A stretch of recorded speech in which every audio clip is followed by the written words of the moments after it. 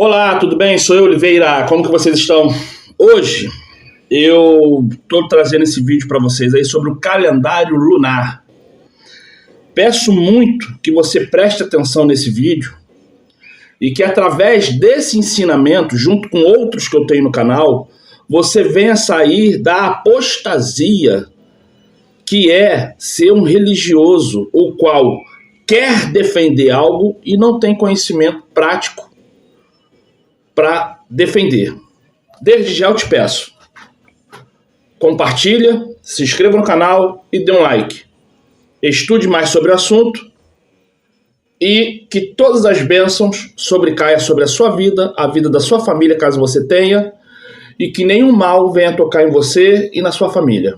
Desde já eu te desejo isso, da mesma forma que eu peço para mim, e que você seja grandemente abençoado, abençoada. Um bom vídeo, seja feliz. Valeu! O calendário usado hoje em Israel é o mesmo calendário usado nos tempos bíblicos? Bom, se formos agora mesmo até Jerusalém, até Israel, em que ano nós estamos? São várias perguntas relacionadas ao mês, ano, aos calendários, a diferença do calendário gregoriano usado pela maioria dos países e a diferença do calendário judaico usado em Israel. Então, primeiramente, Shalom Haverim, Ma shlomchem, akol beseder? Olá, amigos, como vocês estão? O meu nome é Sara e eu vou explanar aqui esse assunto sobre o calendário judaico. Vamos começar? Bom, para a gente poder simplificar esse assunto, que é um pouquinho complicado, vamos trazer as diferenças entre o calendário gregoriano, o calendário que se usa na maioria dos países, e o calendário judaico. A primeira diferença é que o gregoriano, ele começa a partir do nascimento de Jesus. Nós estamos em 2022 porque há 2022 anos atrás Jesus nasceu. Isso com certeza você já sabe. Mas o calendário judaico, ele começa a partir da criação de Adão. Então, hoje mesmo em Israel, estamos no ano 5782. Os estudiosos, rabinos, fizeram vários estudos de acordo com a cronologia, de acordo com os anos de nascimento de vários personagens bíblicos e chegaram a esse número. Essa seria a idade da criação de Adão, não da criação do mundo, tá bom, gente? O mundo é muito mais antigo que o homem. O calendário judaico ou calendário hebreu segue regras desde o tempo de Moisés. Agora, em Israel, no ano 5782, está acontecendo o ano sabático, ou em hebraico Shnat Shemitah, que é uma ordem antiga, uma ordem bíblica, onde se dava descanso à terra, exatamente. Agricultores em Israel, a maioria deles, seguem esse mandamento e recebem todo o apoio do governo para fazer isso. Aí eu fico pensando como não seria diferente o planeta se todos seguissem essa ordem de dar um descanso para a Terra, um descanso de um ano. Outra diferença é que no Ocidente, países como o Brasil, como os Estados Unidos, como países da Europa, o dia termina quando dá meia-noite ali no seu relógio, não é mesmo? No calendário judaico, o dia termina quando o sol se põe. Vou usar como exemplo o Shabat. Quando é que o Shabat se inicia? O sábado, ele começa no pôr do sol da sexta-feira, tá? E ele termina no próprio sábado, assim que o sol se põe. E isso tem uma base bíblica, isso vem, gente, desde Gênesis, quando Deus diz que se fez tarde e manhã o primeiro dia. Nesse caso, tarde em hebraico é Erev. Erev é o comecinho da noite. Então, a noite vem antes do dia. Então, é assim que os dias se iniciam. Primeiro pela noite, depois vem o dia. Tá fazendo sentido? Interessante também que a Bíblia fala que na viração dos dias, ao entardecer, Deus passeava no jardim do Éden. Ou seja, a viração do dia, ela se dá quando primeiro anoitece. Então, anoitece, depois vem o dia. Agora a gente entende melhor aquele versículo que diz assim: não se ponha o sol sobre a vossa ira. O se pôr o sol significa terminar o dia. Porque ainda que, vamos dar o exemplo, esse vídeo está sendo gravado na quinta-feira. O sol se põe na quinta-feira, já é outro dia. No calendário judaico, no calendário hebreu, já é outro dia. ou seja, já é sexta-feira, já acabou o dia. Então, nesse versículo, a gente vê uma orientação para não levar a mágoa, não levar o rancor, não levar a raiva para o dia seguinte, usando ali palavreado, uma forma de se expressar daquela época. Outra diferença do calendário judaico para o gregoriano é que o calendário judaico é um calendário lunisolar. Então, os anos vão de acordo com o sol e os meses de acordo com a lua. É por isso que em vários versículos bíblicos você pode ler sobre a lua nova, que é quando começa um novo mês. Mês em hebraico se diz Chodesh. Chodesh vem da palavra Hadash, novo, é quando se inicia uma nova lua, aquela grandona, está se iniciando um novo mês em Israel. Um ponto interessante sobre os meses é que antes do povo ir para o exílio na Babilônia, os meses não eram chamados por nomes. Era o primeiro mês, o segundo mês, o terceiro mês. Depois que o povo foi para a Babilônia, foram para a diáspora, para o exílio, eles adotaram nomes babilônicos para os meses do ano, do calendário judaico. E quantos meses tem o calendário judaico? Tem 12 meses também, tá? Só que ele passa por uma correção de X em X tempos, em que é acrescentado mais um mês no ano, que seria o segundo mês de Adar. Então, os meses do calendário judaico são Tishrei, Cheshvan, Kislev, Tevet, Shvat, Adar, Nissan, Iyar, Sivan, Tammuz, Av, Elul. Lembrando que esses nomes foram adotados durante o exílio babilônico. Então, muitos nomes não têm nada a ver com o hebraico, nem muito menos com as tradições e cultura, como, por exemplo, o mês de Tammuz. Outra diferença do Ocidente para o Oriente é quando começa o primeiro dia da semana. Em Israel, o primeiro dia da semana é o domingo,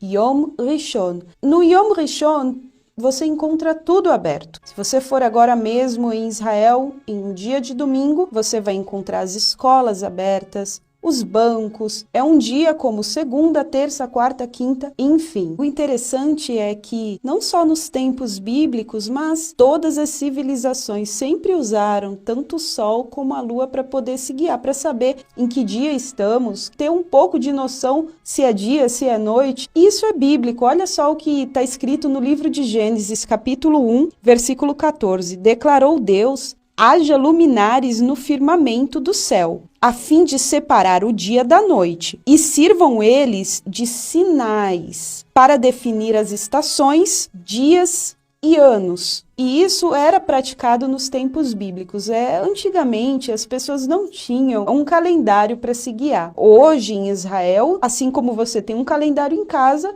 existe um calendário judaico, então fica muito fácil, não é assim complicado como está parecendo. Você estando no país não é tão difícil porque você lida com os dois calendários. Vou te dar um exemplo da minha escola, onde eu estudei. Do lado da lousa, a professora colocava tanto a data do calendário gregoriano, que se usa no resto do mundo, e colocava a data do calendário judaico. Porque o calendário judaico ele é mais usado para festas, para você saber quando é o Shabat, para você saber quando se dão as festas, as datas comemorativas, religiosas.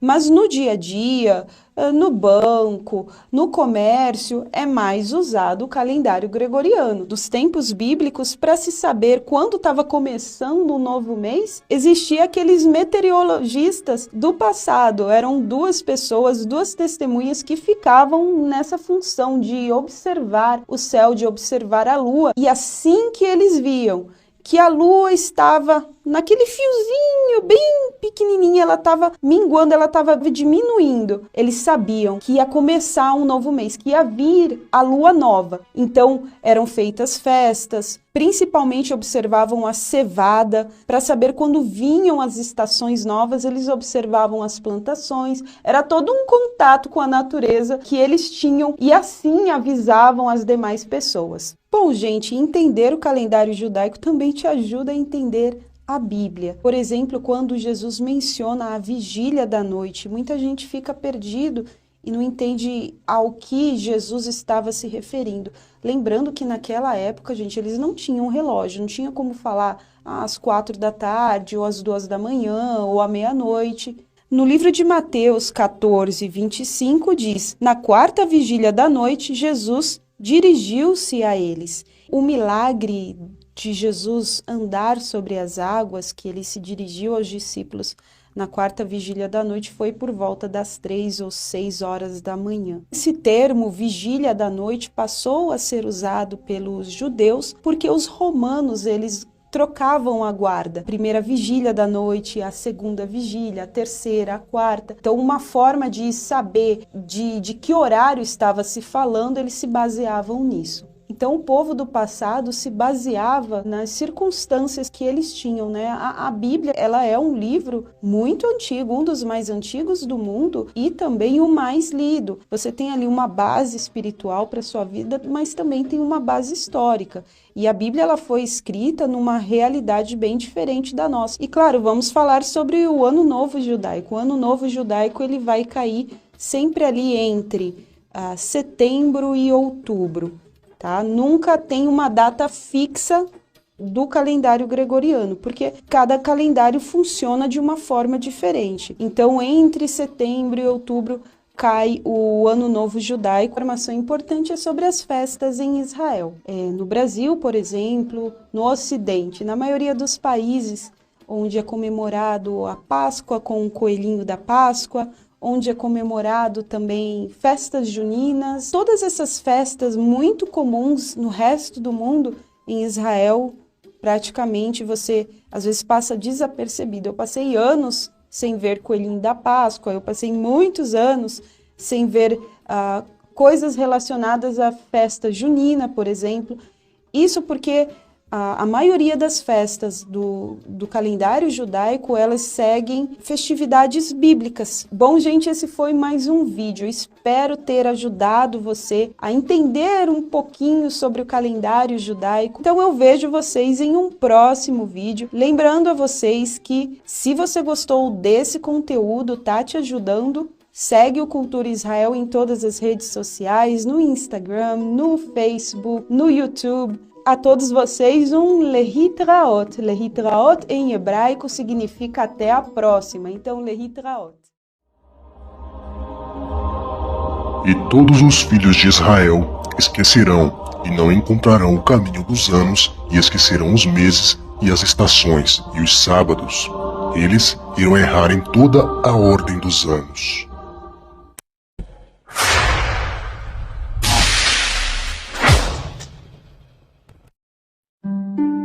Como poderíamos lembrar do dia em que nascemos? Como poderíamos lembrar das datas importantes e comemorativas? Como saberíamos quando o ano começa ou quando termina? A resposta parece simples, através do calendário. Todos sabemos da importância do calendário, e é através deles que temos consciência do tempo e da contagem dos anos. Porém, no mundo, existe uma certa divisão de duas partes em aspectos culturais: Oriente e Ocidente. Devido a essa diferença de cultura e religião, a contagem dos anos é diferente. Não é o mundo inteiro que está no ano de 2020. A China, por exemplo, está no ano 4718. Para identificar o Ocidente do Oriente de maneira simples, basta saber que o Ocidente tem grande influência no cristianismo. Todos os países cristãos estão no ano de 2020, segundo a contagem dos anos no calendário gregoriano. Este calendário teve origem no calendário juliano, imposto pelo imperador Júlio César, no ano de 45 antes do Messias. Devido às festas em homenagem aos seus deuses estarem ocorrendo em períodos diferentes a cada ano, foi determinado que o primeiro mês do ano deveria ser januários, seguido de februários, janeiro e fevereiro.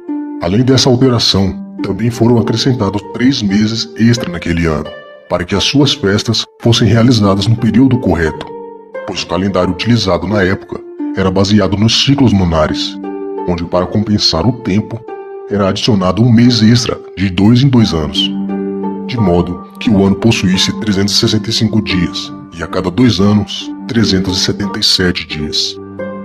Após essas alterações no calendário, o ano passou a ter 365 dias, e de 4 em 4 anos seria adicionado um dia a mais para compensar as horas perdidas. Este ano era conhecido como o ano bissexto. No entanto, mesmo com todas essas confusões no calendário, depois de um longo tempo, foi notado que havia um atraso de 6 meses. Segundo o Papa Gregório XIII, a mudança do calendário juliano foi necessária para ordenar o equinócio de primavera ao dia 21 de março, devido à comemoração da Páscoa. Para isso, teriam de ser retirados 10 dias do ano e alterar o número de dias no mês, podendo ter entre 28 e 31 dias. Consequentemente, alguns meses teriam mais semanas que outros.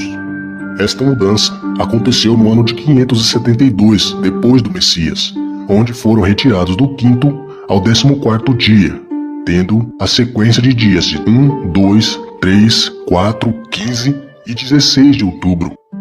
Este é o calendário gregoriano, o calendário que usamos até os dias de hoje.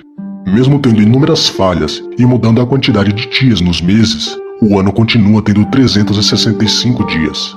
No entanto, essas diversas alterações feitas a partir de um calendário que já estava confuso nos deixa em um período incerto, de modo que estamos perdidos nas datas originais estabelecidas pelo Criador.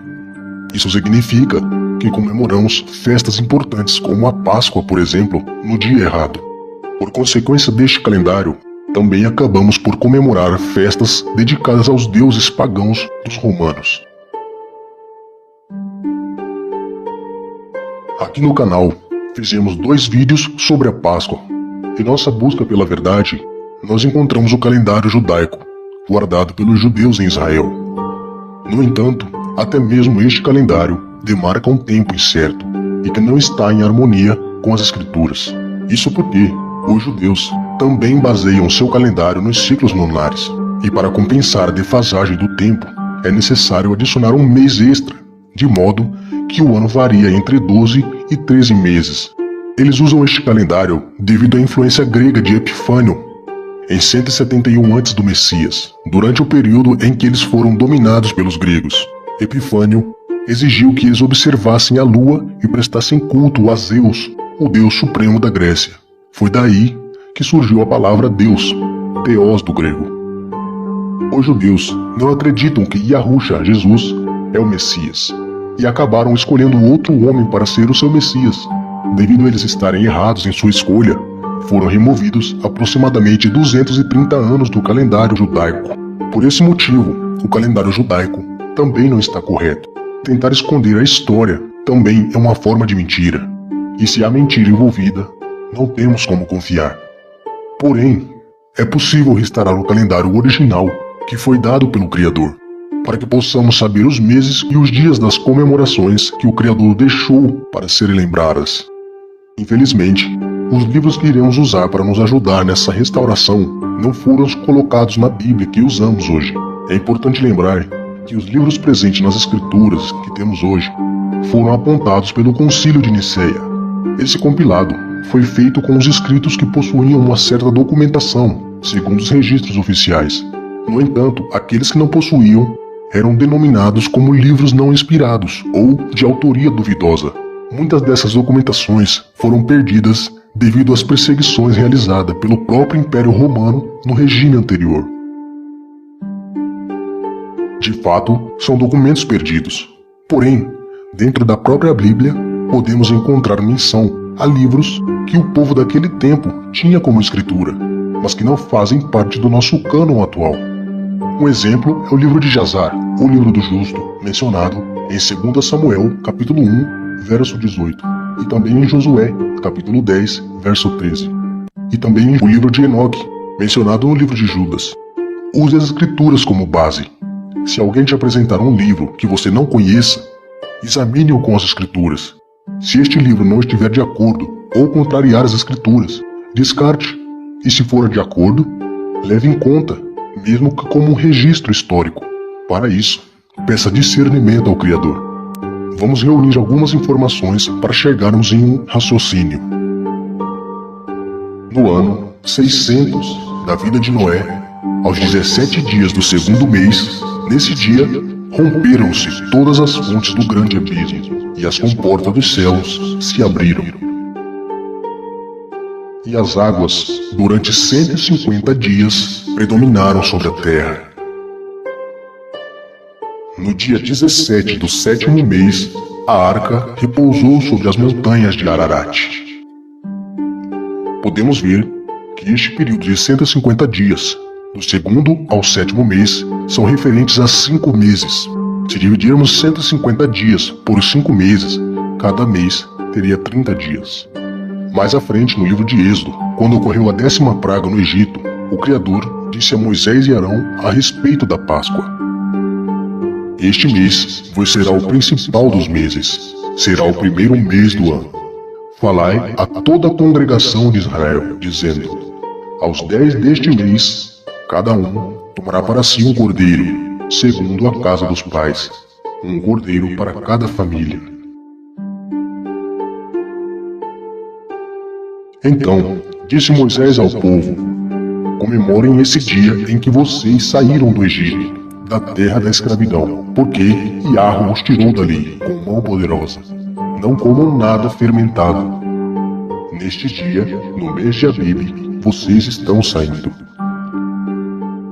Este mesmo mês de Abib também é encontrado em Deuteronômio. Observem o mês de Abib e celebrem a Páscoa de Yahweh, o seu Deus, pois no mês de Abib, de noite, ele os tirou do Egito. Diferente do que parece, Abib ou Aviv não é o nome do mês apenas. Abib é o nome dado para a primavera, devido ao amadurecimento dos grãos de cevada. Segundo as Escrituras, o primeiro mês do ano ocorre na chegada da primavera no hemisfério norte. Para nós do hemisfério sul, este período ocorre entre março e abril. A partir daqui, as informações são retiradas do livro de Enoque. Do capítulo 71 em diante, Enoque descreve o movimento do Sol, da Lua e das estrelas. Através dessas informações, é possível criar um calendário completo de acordo com as informações que conseguimos também nas Escrituras. Lerei partes mais importantes para que seja simples de entender. Deixarei o livro disponível para download na descrição, para que vocês possam ler por completo e fazer as suas próprias pesquisas.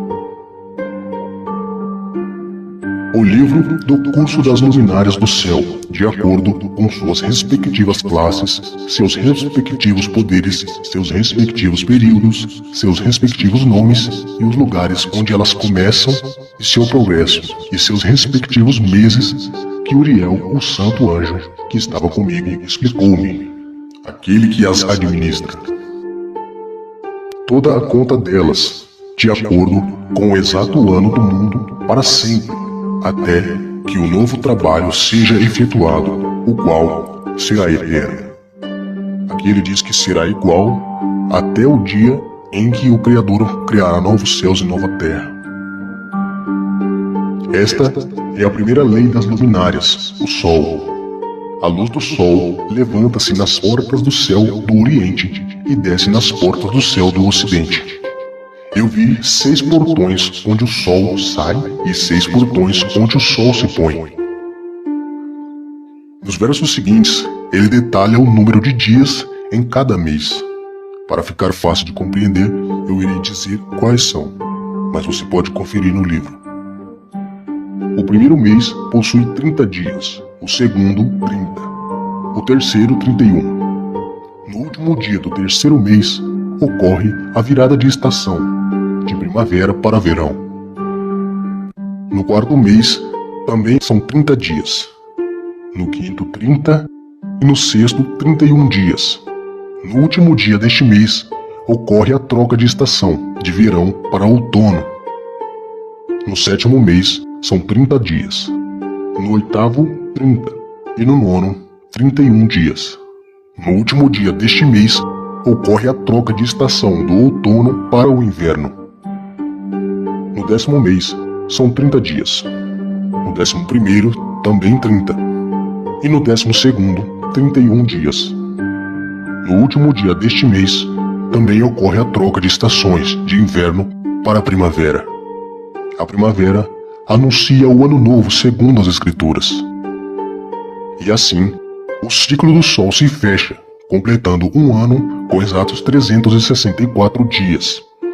Cada trimestre possui 91 dias, equivalente a 13 semanas por trimestre, sendo que cada trimestre começaria no mesmo dia da semana, totalizando 52 semanas perfeitas no ano. Estes são os líderes dos chefes dos milhares, os quais presidem sobre a criação e sobre todas as estrelas, com os 4 dias que são adicionados e nunca se separam do lugar a eles determinados, de acordo com o cálculo completo do ano. Estes servem 4 dias, os quais não são contados no cálculo do ano. Com respeito a eles, os homens erram grandemente, pois essas luminárias verdadeiramente servem no lugar de habitação do mundo. Um dia no primeiro portão, um dia no terceiro portão, um dia no quarto portão e um dia no sexto portão. E a harmonia do mundo torna-se completa a cada 364 estados dele, ou dias, para os sinais, as estações e os anos. Com respeito ao progresso do sol do céu, ele entra e sai do portão por 30 dias com os líderes de milhares de estrelas, com 4 que são adicionadas e aparecem nos 4 quartos do ano, os quais conduzem-nos e acompanham-nos em seus 4 períodos. E por causa deles, os homens erram a não incluí-los na contagem total do ano. Sim, os homens enganam-se por causa deles, por não conhecerem com exatidão.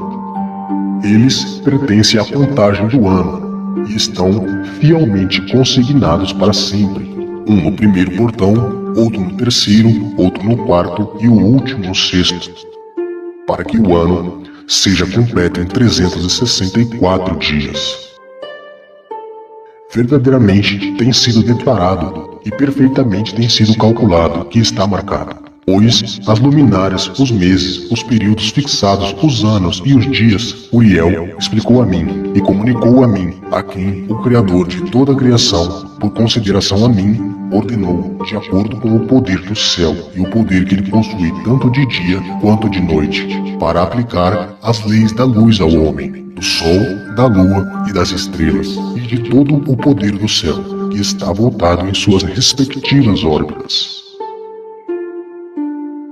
Segundo Enoque, o erro ocorre por deixarmos de fora da contagem a virada das estações, que deveriam ser contadas como dias independentes.